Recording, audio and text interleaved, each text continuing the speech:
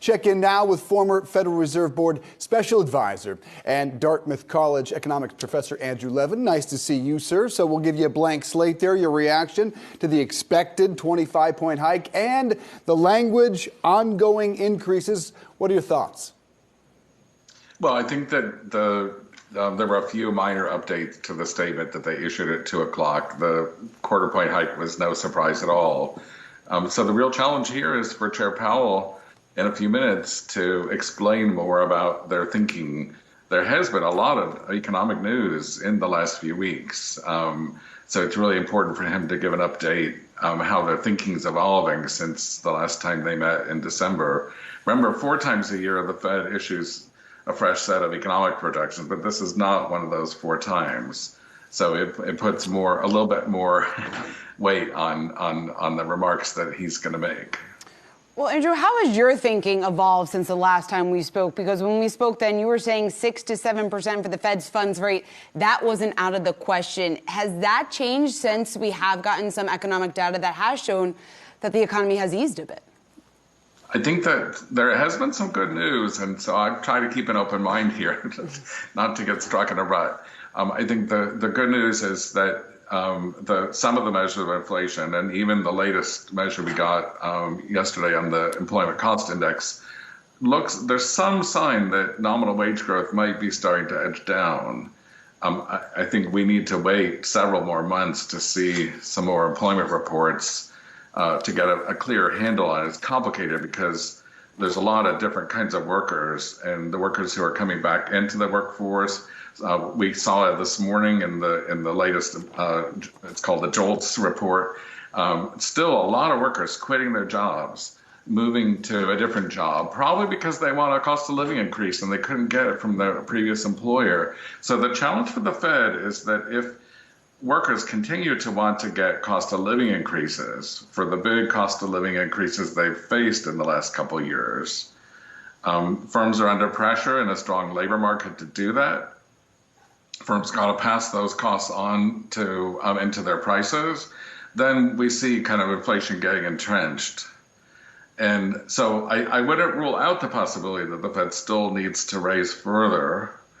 But I think probably the latest data gives them some breathing room. Maybe they'll make one more quarter-point hike in March, and then maybe they can wait a few months to sort of see, is the service price inflation coming down the way they've been hoping, or is it staying too high and that they need to tighten a bit further to really make sure that inflation comes back to earth?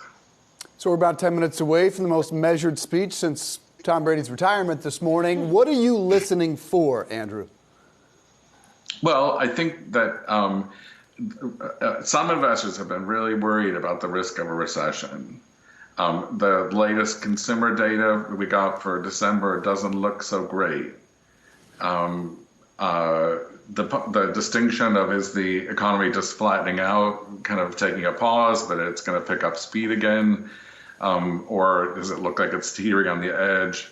And so I'm sure that Chair Powell is going to get questions about this today. Kind of what do Fed officials see as the risk that the economy is going to slide into recession, and how is that influencing their policy plans? Those are going to be really important questions for him to address. What do you think about the likelihood of a recession in 23? I'm hopeful that that's not in the cards. The disposable income's actually been pretty strong, and that's of course helped as workers get cost of living increases. Gives them some buffer. Another good news about the inflation that we saw in some parts of the economy has definitely subsided, and the rent prices are starting to show some signs of slowing down. So consumers get some breathing room on the cost of living. Then that means that the income increases they get will go further. So hopefully people call it a smooth landing. I was a little bit skeptical about that a few months ago. I think there is some more positive signs. So one good case for the Fed is smooth landing and inflation continues coming down, and the workers have enough cost of living increases that wage costs start to flatten out.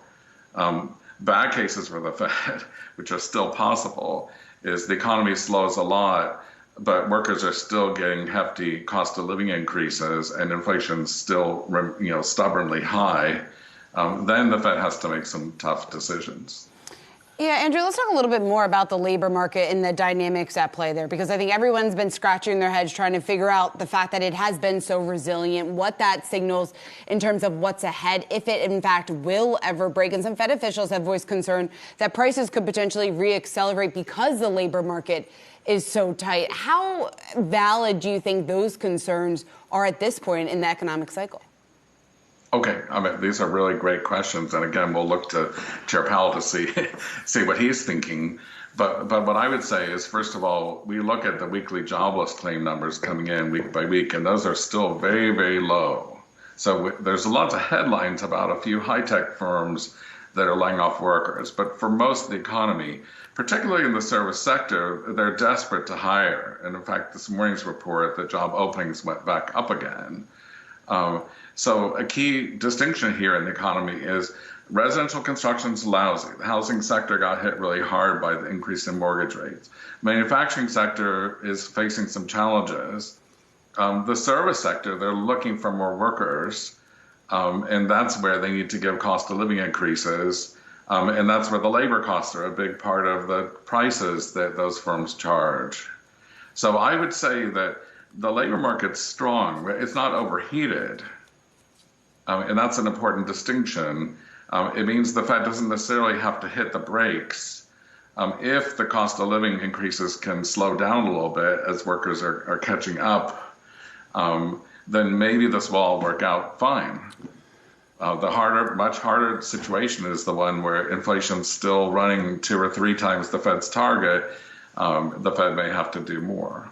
To your point, these layoffs have mainly been isolated to the tech sector. We got some more news today out of the automobile sector. Other than Hasbro and 3M, maybe a handful of names, it has been where that's really just 2% of our workforce. Do you think they will begin to spread in the months ahead to the economy as a whole? Again, I hope not. I will point out that Walmart, which is a huge employer, just announced a few days ago really big cost of living increases, which I think is great. The people who work at Walmart deserve to get a decent pay. But those pay increases are on the order of 10, 15, and 20% for these hourly workers who used to get paid $12. Now they're going to get $14 an hour. It's still, these are not greedy workers here. They're just getting a fair pay. Okay. But the point is, Walmart is a sign of the service sector of the economy. The hospital workers, there's a lot of other workers who've had really big cost increases in their cost of living. They have to tighten their belts. And those workers should be able to get cost of living increases. That creates the challenges we're talking about with these wage price dynamics. Andrew, what is your read on the consumer? Because the retail sales, they pulled back over the last couple of reports that we've gotten, down 3 of the last 4 reports. We've gotten some data out from Citi this morning of their credit card data showing that overall spending is at its weakest point that it's been since April 2020. How big of how material of a pullback are you seeing in the consumer data and what that signals? Well, one of the challenges with this data is in normal times, when the economy is kind of humming along, we see normal seasonal patterns. So usually in the past, the consumer spending was very strong in November and early December in the lead up to the holidays. I think part of what happened last fall, for a number of different reasons, was a lot of that consumer spending happened in October and early November.